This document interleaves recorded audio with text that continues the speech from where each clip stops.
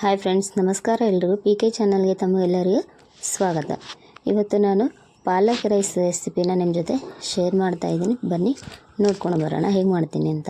ಪಾಲಕ್ rice ಮಾಡೋಕ್ಕೆ ಮೊದಲನೇದಾಗಿ ಪಾಲಕ್ನ ತೊಗೊಂಡಿದ್ದೀನಿ ನಾನು. ಹಾಗೆ ಪಲಾವ್ ಮಸಾಲ, ಕೊತ್ತಂಬರಿ, ಶುಂಠಿ ಬೆಳ್ಳುಳ್ಳಿ ಪೇಸ್ಟು, ಮೆಣಸಿನ್ಕಾಯಿ, ಸ್ವಲ್ಪ ತುಪ್ಪ, ಹಾಗೆ ಹಸಿ ಬಟಾಣಿ, ಸ್ವಲ್ಪ ಗೋಡಂಬಿ, ಹಾಗೆ ಈರುಳ್ಳಿ. ಬನ್ನಿ ಇವಾಗ ಮಾಡೋಣ. ನಾನು ಕುಕ್ಕರ್ ಇಟ್ಕೊಂಡಿದ್ದೀನಿ, ಅದಕ್ಕೆ ಸ್ವಲ್ಪ ಎಣ್ಣೆನ ಹಾಕ್ಕೊಂಡಿದ್ದೀನಿ.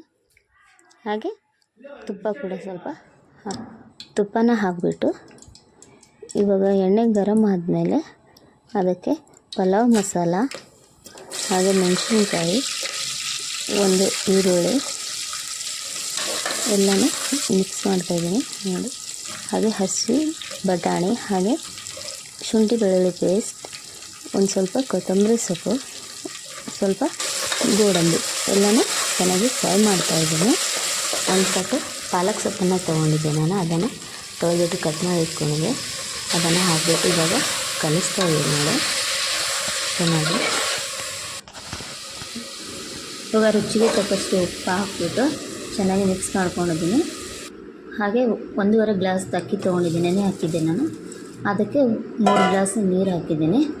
ಹಾಕ್ಬಿಟ್ಟು ಇವಾಗ ಚೆನ್ನಾಗಿ ಮಿಕ್ಸ್ ಮಾಡ್ತಾಯಿದ್ದೀನಿ ನೋಡಿ.